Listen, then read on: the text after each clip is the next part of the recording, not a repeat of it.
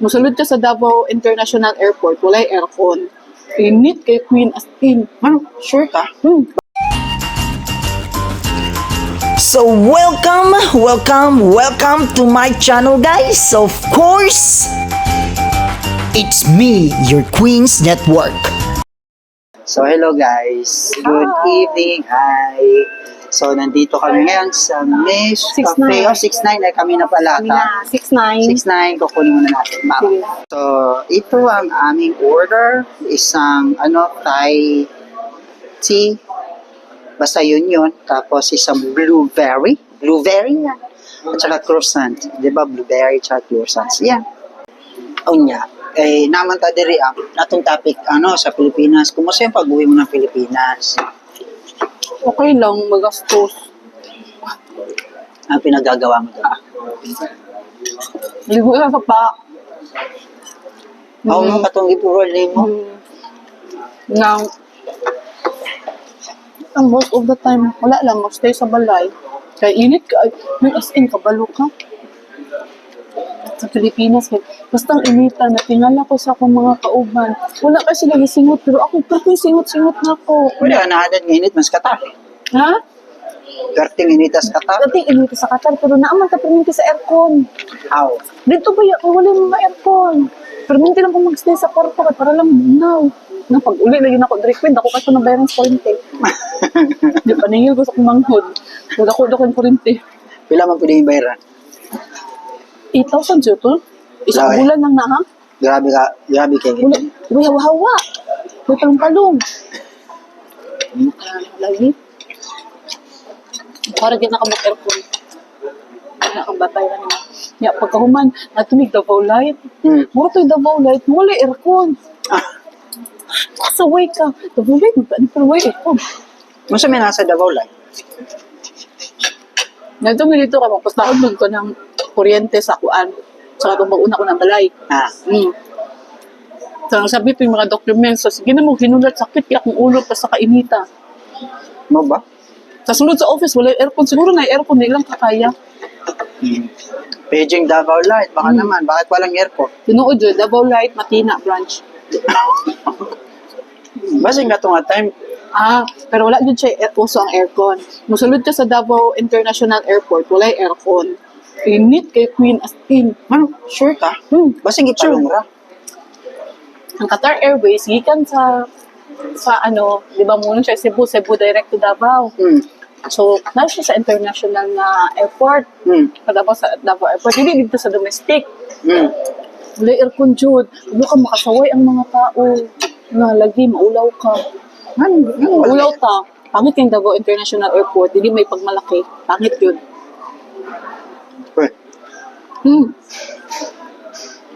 Tinood man po.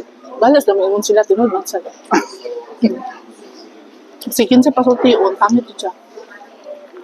Init, tapos pangit lang facility. Ulaw ka sa mga foreigner. Kita, okay lang, takay. Ato amang lugar.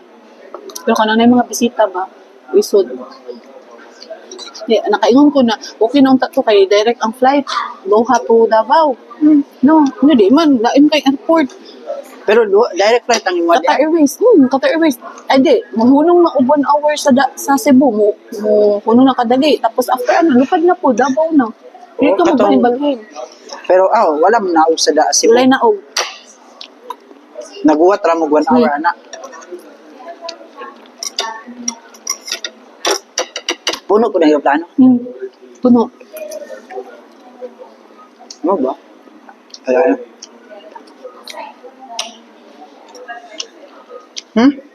Every ko andi ang flight every Thursday, Wednesday na siguro to, every Wednesday.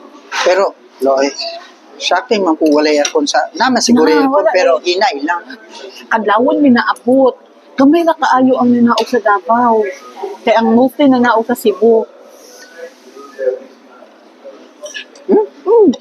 Pero, all I know, naman siguro, pero basing hinaan lang yun, kay tugnaw man. Pilit kayo ato nga time.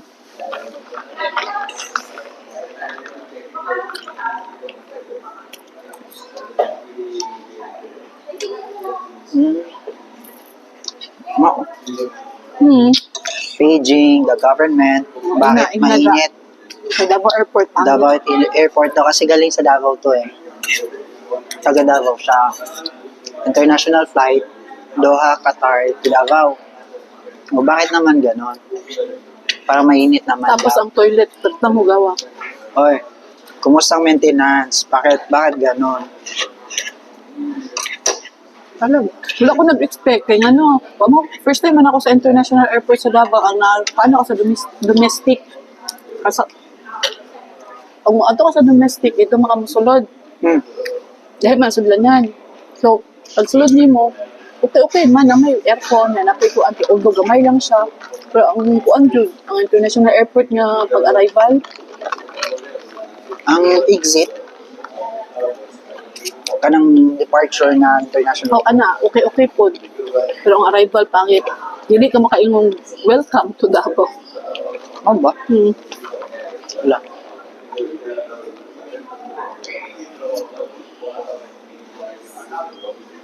So ayun, narinig nyo na.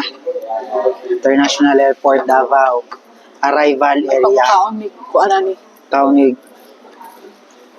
sa diri kay social kay French bread man ni sila. So sa tuwa gud ay paanda sa bakery. Naman po dahil sa GBGC.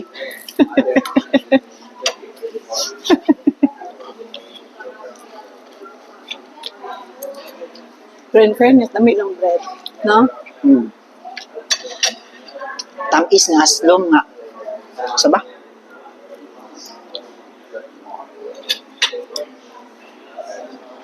Kani kay tamis nga aslom? Dagan ko dito direct yun. No? Oh.